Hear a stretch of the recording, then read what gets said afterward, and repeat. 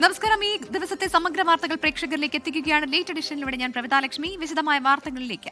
തിരുവിതാംകൂർ ദേവസ്വം ബോർഡിന്റെ പുതിയ പ്രസിഡന്റായി മുൻ chief secretary K Jayakumar IAS ചുമതലയേൽക്കും.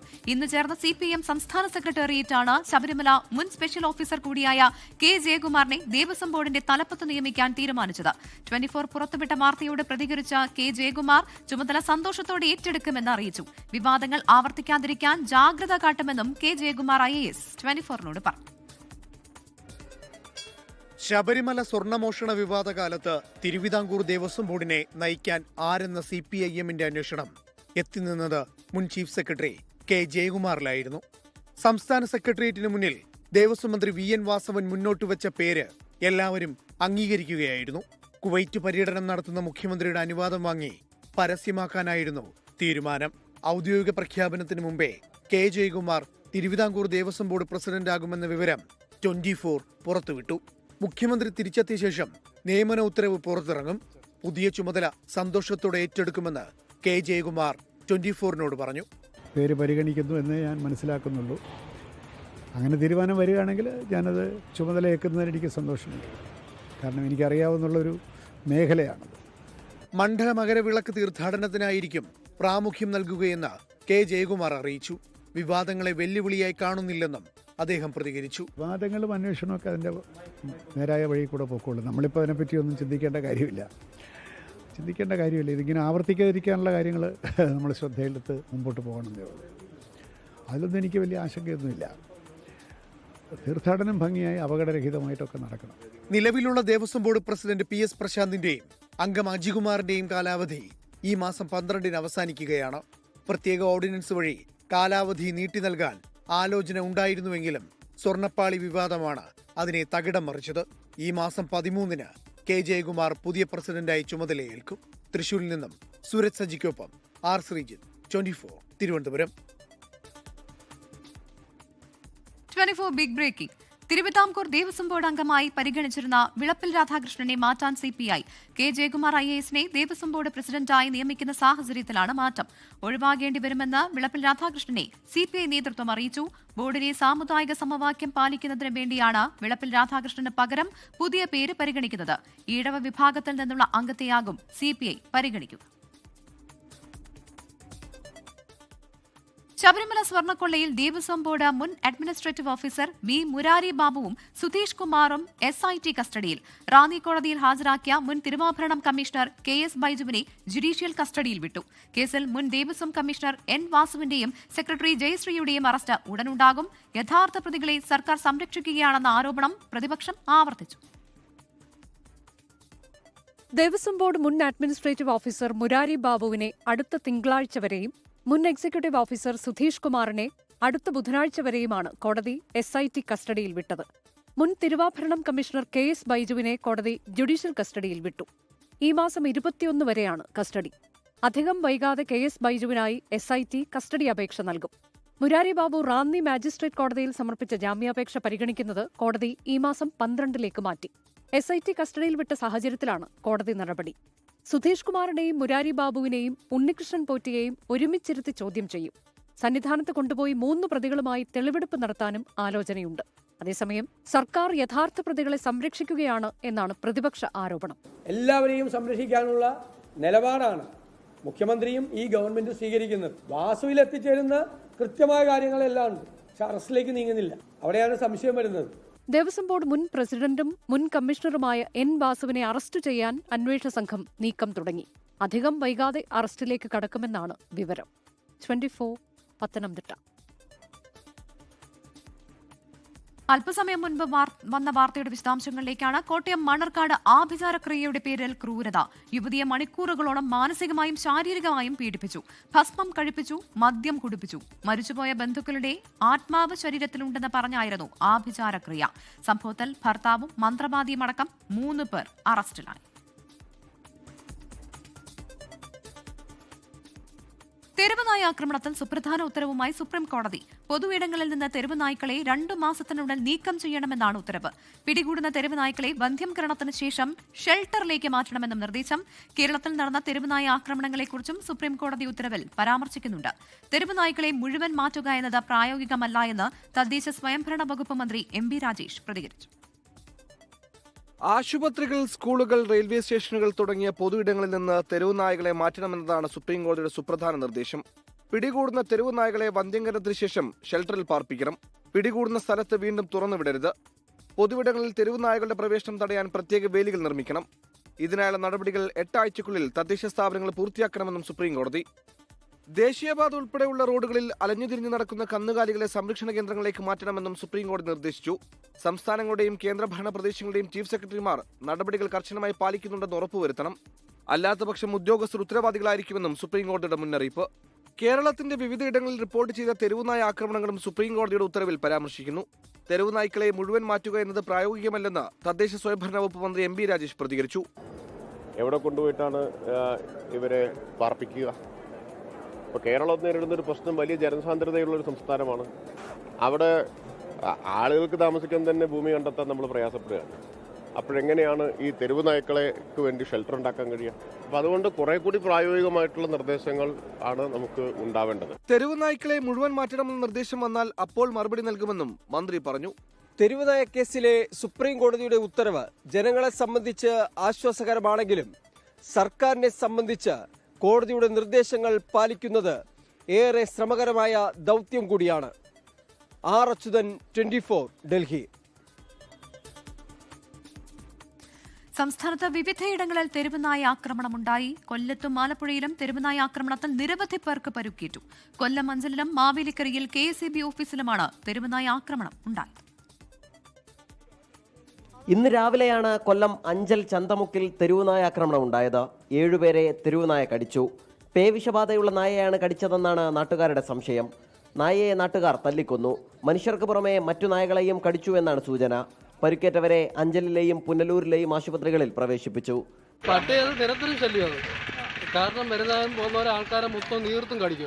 ആലപ്പുഴ മാവേലിക്കര KSEB ഓഫീസിലാണ് തെരുവുനായ ആക്രമണം നടത്തിയത്. ദേഹത്തേക്ക് ചാടി വീണാണ് നായ KSEB ജീവനക്കാരനെ കടിച്ചത്. രക്ഷപ്പെടുന്നതിനിടെ വീണ് മറ്റൊരു ജീവനക്കാരിക്ക് പരുക്കേറ്റു. സംഭവത്തിന്റെ CCTV ദൃശ്യങ്ങൾ 24-ന് ലഭിച്ചു. സംസ്ഥാനത്തിന്റെ വിവിധ ഭാഗങ്ങളിൽ തെരുവുനായ ആക്രമണമുണ്ടെങ്കിലും മതിയായ ഇടപെടലുണ്ടാകുന്നില്ല എന്നാണ് പരാതി. 24, കൊട്ടാരക്കര. തിരുവനന്തപുരം നഗരത്തിന്റെ സ്വപ്ന പദ്ധതി യാഥാർത്ഥ്യമാകുന്നു. മെട്രോ റെയിൽ പദ്ധതിയുടെ ആദ്യഘട്ട അലൈൻമെന്റിന് മുഖ്യമന്ത്രി അംഗീകാരം നൽകി. 31 കിലോമീറ്റർ ദൈർഘ്യമുള്ള പാതയിൽ 27 സ്റ്റേഷനുകൾ ഉണ്ടാകും. കൊച്ചി മെട്രോ റെയിൽ ലിമിറ്റഡ് മുഖേനയാണ് പദ്ധതി നടപ്പിലാക്കുന്നത്. തിരുവനന്തപുരം നിവാസികളുടെ കാലങ്ങളായുള്ള ആവശ്യത്തിന്റെ ആദ്യഘട്ട അലൈൻമെന്റിനാണ് സർക്കാർ അംഗീകാരം നൽകിയത്. പാപ്പനംകോട് നിന്നാരംഭിച്ച് കിള്ളിപ്പാലം, പാളയം, ശ്രീകാര്യം, കഴക്കൂട്ടം, ടെക്നോ പാർക്ക്, കൊച്ചുവേളി, വിമാനത്താവളം വഴി ഈഞ്ചക്കലിൽ അവസാനിക്കുന്ന രീതിയിലാണ് പദ്ധതി തയ്യാറാക്കിയിരിക്കുന്നത്. ടെക്നോ പാർക്കിന്റെ 3 ഫേസുകൾ വിമാനത്താവളം, Thampanoor bus stand, railway station, medical college എന്നിവ ആദ്യഘട്ടത്തിൽ ഉൾപ്പെടും. 31 കിലോമീറ്റർ ദൈർഘ്യമുള്ള പാതയിൽ 27 സ്റ്റേഷനുകളും അതിൽ 3 ഇന്റർചേഞ്ച് സ്റ്റേഷനുകളും ഉണ്ടാകും. മെട്രോയുടെ മുന്നൊരുക്കത്തിന്റെ ഭാഗമായി ശ്രീകാര്യം, ഉള്ളൂർ, പട്ടം എന്നീ മേൽപ്പാലങ്ങളുടെ നിർമ്മാണ ചുമതല നേരത്തെ തന്നെ കൊച്ചി മെട്രോ റെയിൽ ലിമിറ്റഡിനെ ഏൽപ്പിച്ചിരുന്നു. തിരുവനന്തപുരത്തിന്റെ ഭാവി വികസനത്തിന് മെട്രോ റെയിൽ പദ്ധതി ഗതിവേഗം പകരുമെന്നാണ് പ്രതീക്ഷ. 24, തിരുവനന്തപുരം. പാലക്കാട് സംസ്ഥാന സ്കൂൾ ശാസ്ത്രോത്സവ വേദിയിൽ രാഹുൽ മാങ്കൂട്ടത്തിൽ MLA-ക്കൊപ്പം വേദി പങ്കിടാതെ BJP കൌൺസിലർ. BJP നഗരസഭാ കൌൺസിലർ മിനി കൃഷ്ണകുമാറാണ് വേദിയിൽ നിന്ന് ഇറങ്ങിപ്പോയത്. മന്ത്രിമാരായ MB രാജേഷും B ശിവൻകുട്ടിയും വേദിയിലിരിക്കെയാണ് രാഹുൽ മാങ്കൂട്ടത്തിൽ എത്തിയത്. പാലക്കാട് ഗവൺമെന്റ് മോയിൻ സ്കൂളിൽ നടന്ന ചടങ്ങിലാണ് സംഭവം.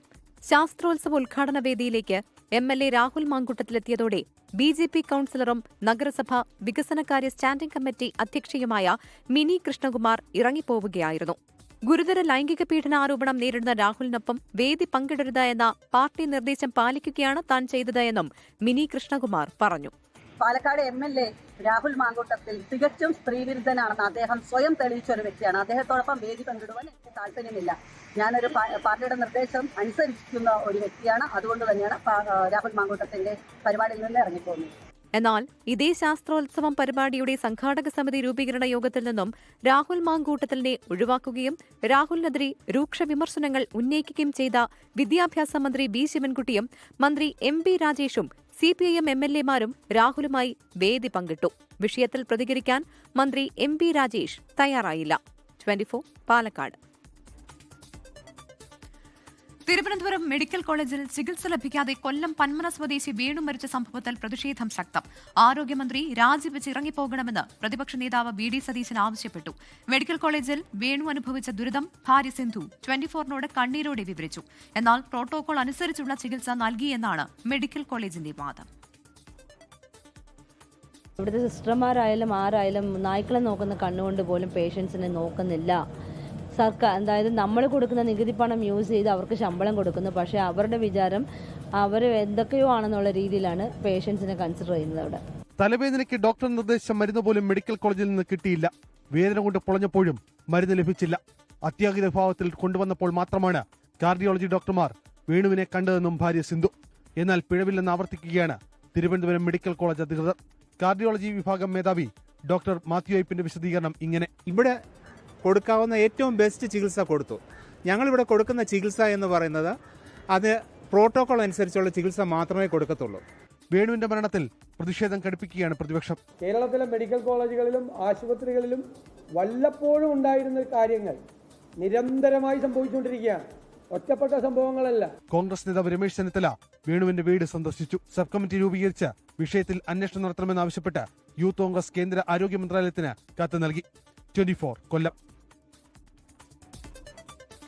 പാലക്കാട് പല്ലശ്ശന സ്വദേശി 9 വയസ്സുകാരി വിനോദിനിയുടെ കൈ മുറിച്ചു മാറ്റിയ സംഭവത്തിൽ കേസെടുത്ത് പോലീസ്. മാതാപിതാക്കൾ നൽകിയ പരാതിയെ തുടർന്നാണ് പാലക്കാട് ടൗൺ സൌത്ത് പോലീസിന്റെ നടപടി. സംഭവത്തിൽ സമഗ്ര അന്വേഷണത്തിന് പ്രത്യേക സമിതിയെ ആരോഗ്യവകുപ്പ് ചുമതലപ്പെടുത്തി.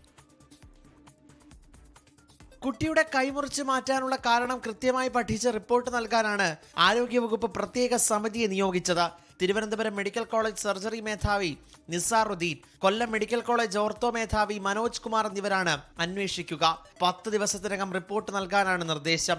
മുറിവിന് പിന്നിലെ കാരണങ്ങൾ, മുറിവിന്റെ ഇപ്പോഴത്തെ അവസ്ഥ, കൈമുറിച്ച് മാറ്റുന്നതിലേക്ക് നയിച്ചത് എന്തുകൊണ്ട് തുടങ്ങിയ കാര്യങ്ങൾ വിശദമായി അന്വേഷിക്കും.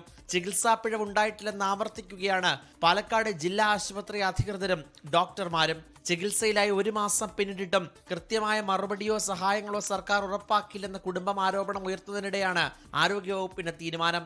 സംഭവത്തിൽ മാതാപിതാക്കളുടെ പരാതിയിൽ പാലക്കാട് ടൗൺ സൗത്ത് പോലീസ് കേസെടുത്തിട്ടുണ്ട്. കോഴിക്കോട് മെഡിക്കൽ കോളേജ് ആശുപത്രിയിൽ ചികിത്സയിൽ കഴിയുന്ന വിനോദിനി നാളെ ആശുപത്രി വിടുമെന്നും അറിയിച്ചിട്ടുണ്ട്. 24 കോഴിക്കോട്. പുരാവസ്തു സാമ്പത്തിക തട്ടിപ്പ് കേസിലെ പ്രതി മോൻസൺ മാവുങ്കലിന്റെ കൊച്ചി കലൂരിലെ വീട്ടിൽ മോഷണം നടന്നുവെന്ന പരാതി. 20 കോടിയുടെ അമൂല്യ വസ്തുക്കൾ മോഷണം പോയതായി മോൻസന്റെ അഭിഭാഷകൻ പറഞ്ഞു. നോർത്ത് പോലീസ് അന്വേഷണം തുടങ്ങി. മോശയുടെ അംശപടി, കൃഷ്ണൻ വെണ്ണ കടയാൻ ഉപയോഗിച്ച കുടം, ലോകത്തിലെ ആദ്യത്തെ സ്വർണ്ണകുളാൻ, ഇതെല്ലാം സൂക്ഷിച്ചിരുന്നുവെന്ന് മോൻസൺ അവകാശപ്പെട്ട ഈ വീട്ടിലാണ് മോഷണം നടന്നിരിക്കുന്നത്. ക്രൈംബ്രാഞ്ച് കസ്റ്റഡിയിലുണ്ടായിരുന്ന വീട് ഉടമസ്ഥർക്ക് കൈമാറിയിരുന്നു. വീട്ടിലെ പുരാവസ്തുക്കൾ മോൻസന് കൈമാറാനും കോടതി നിർദ്ദേശിച്ചിരുന്നു. ഇതുപ്രകാരം പോക്സോ കേസിൽ പരോൾ ലഭിച്ച മോൻസൺ വസ്തുക്കൾ തിട്ടപ്പെടുത്താൻ വീട്ടിലെത്തിയപ്പോഴാണ് വാതിൽ പൊളിച്ച നിലയിൽ കണ്ടെത്തിയത്. CCTVകളും തകർത്ത നിലയിലായിരുന്നു. 20 കോടിയുടെ വസ്തുക്കൾ മോഷണം പോയെന്ന മോൻസന്റെ അഭിഭാഷകൻ. ഖുറാൻ, സ്വർണ്ണ വാച്ചുകൾ തുടങ്ങിയവയാണ് മോഷണം പോയ വസ്തുക്കൾ. നേരത്തെ ക്രൈംബ്രാഞ്ച് കസ്റ്റഡിയിലുള്ളപ്പോഴും ഇതേ വീട്ടിൽ മോഷണം നടന്നിരുന്നു. കേസെടുത്ത് അന്വേഷണം നടത്തിയെങ്കിലും മോഷ്ടാക്കളെക്കുറിച്ച് വിവരം ലഭിച്ചില്ല. സമീപത്തെ CCTV കേന്ദ്രീകരിച്ചുള്ള അന്വേഷണത്തിലാണ് നോർത്ത് പോലീസ്. 24 കൊച്ചി. കേരള സർവകലാശാലയിലെ PhD വിവാദത്തിൽ സംസ്കൃത വിഭാഗം മേധാവിക്കെതിരെ സംസ്ഥാന SC/ST കമ്മീഷന് പരാതി നൽകി ഗവേഷണ വിദ്യാർത്ഥി. ഡീൻ ഡോക്ടർ CN വിജയകുമാരി ജാതി അധിക്ഷേപം നടത്തിയെന്ന് ചൂണ്ടിക്കാട്ടിയാണ് വിപിൻ വിജയൻ പരാതി നൽകിയത്. മേഘന മുരളി തിരുവനന്തപുരത്ത് നിന്ന് ചേരുന്നു. മേഘന, പരാതിയുടെ വിവരങ്ങൾ. പ്രവിധ കേരള സർവകലാശാലയ്ക്കെതിരെ ഗുരുതരമായി സംസ്കൃതം വിഭാഗം മേധാവിക്കെതിരെ ഗുരുതര ആരോപണങ്ങളാണ് ഈ PhD വിദ്യാർത്ഥി ഉന്നയിക്കുന്നത്. അതിൽ രാവിലെ തന്നെ കഴക്കൂട്ടം അസിസ്റ്റന്റ് കമ്മീഷണർക്ക് ഒരു പരാതി നൽകിയിരുന്നു. അതിൽ പ്രധാനമായും പറയുന്നത് പുലയന്മാർ സംസ്കൃതം പഠിക്കേണ്ട എന്നുള്ളത് ഈ ഡീൻ ആ ഒരു രീതിയിലുള്ള നിലപാടെടുക്കുന്നു. അതുപോലെ തന്നെ പലതരത്തിലും ഈ PhD അടക്കം തടഞ്ഞു വയ്ക്കാനുള്ള ഒരു ശ്രമം നടത്തുന്നു എന്നുള്ളതാണ്.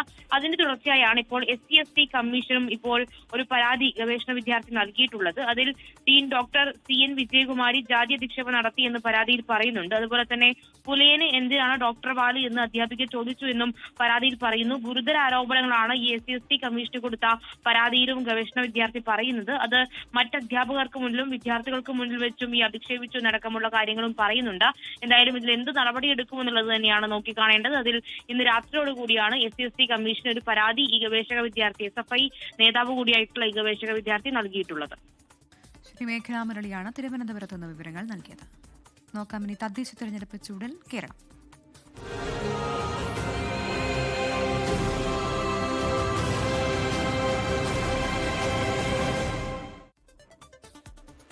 തദ്ദേശ തെരഞ്ഞെടുപ്പിൽ ക്രൈസ്തവ വിഭാഗങ്ങളിൽ നിന്നുള്ളവരെ സ്ഥാനാർത്ഥികളാക്കാൻ BJP സംസ്ഥാന നേതൃത്വത്തിന് നിർദ്ദേശം.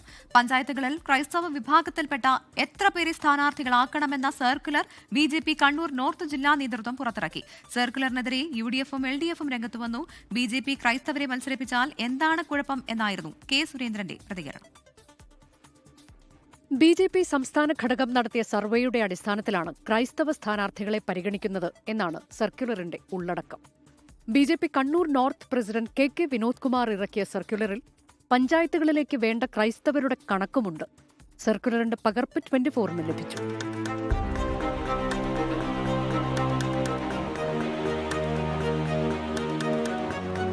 സർക്കുലറിനെ രൂക്ഷമായി വിമർശിച്ച മന്ത്രി V. ശിവൻകുട്ടി രംഗത്ത് വന്നു. പരാജയഭീതിയിൽ BJP എന്തും ചെയ്യുമെന്നും മതേതരത്വത്തിന് കേരളത്തിൽ ശക്തിയാർജിച്ചതോടെ ക്രിസ്ത്യാനികളെ പിടിക്കാനാണ് ശ്രമമെന്നും ശിവൻകുട്ടി പറഞ്ഞു. പരാജയഭീതി പൂണ്ട BJP എന്തും ചെയ്യും. മതേതരത്വത്തിന് കേരളത്തിൽ ശക്തി പ്രാപിച്ചു വന്നു എന്നുള്ളതുകൊണ്ട് ക്രിസ്ത്യാനികളെ പിടിക്കാൻ വേണ്ടി നോക്കുകയാണ്. സർക്കുലറിനെ പരിഹസിച്ച KPCC അധ്യക്ഷൻ സണ്ണി ജോസഫ് BJPക്ക് ഭയാശങ്കയുള്ളതിനാലാണ് ഇത്തരം നടപടികളെന്ന് വിമർശിച്ചു. അവർക്ക് ചില ഭയാശങ്കകളുണ്ടാവും.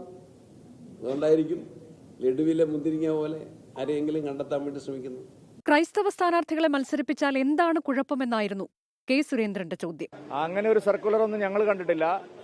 എല്ലാ സ്ഥാനാർത്ഥികളെയും മത്സരിപ്പിക്കേണ്ടതെന്ന് നിങ്ങൾ തന്നെയാണ് ചോദിക്കുന്നത്. നിങ്ങൾ എന്താണ് ന്യൂനപക്ഷത്തിന് കൊടുക്കാത്തത്? നിങ്ങൾ എന്തൊരു ഇരട്ടത്താപ്പാണ്. ഞങ്ങൾ ന്യൂനപക്ഷത്തിന് കൊടുക്കുമ്പോൾ നിങ്ങൾക്ക് വേവലാതി, കൊടുത്തില്ലെങ്കിൽ നിങ്ങൾ പറയും കൊടുക്കുന്നില്ല. News desk 24.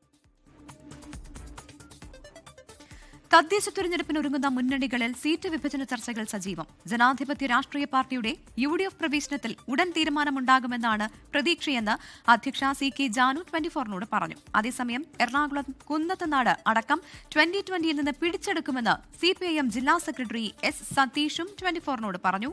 കോട്ടയം ജില്ലാ പഞ്ചായത്ത് സീറ്റ് വിഭജനത്തിൽ LDF-ലും UDF-ലും തർക്കം തുടരുകയാണ്. CK ജാനുവിന്റെ നേതൃത്വത്തിലുള്ള ജനാധിപത്യ രാഷ്ട്രീയ പാർട്ടി UDF-ലേക്കെന്ന് ഉറപ്പായി. തദ്ദേശ തെരഞ്ഞെടുപ്പിന് മുൻപായി മുന്നണി പ്രവേശമുണ്ടാകണമെന്നാണ് ആഗ്രഹിക്കുന്നതെന്ന് CK ജാനു. അവരുമായിട്ടൊരു ചർച്ച നടത്തി മുന്നണിയിലേക്ക് എടുക്കുന്നതിൽ അവർക്ക് പ്രശ്നങ്ങളില്ല എന്നുള്ളൊരു നിലപാടിൽ വന്നിട്ടുണ്ട്.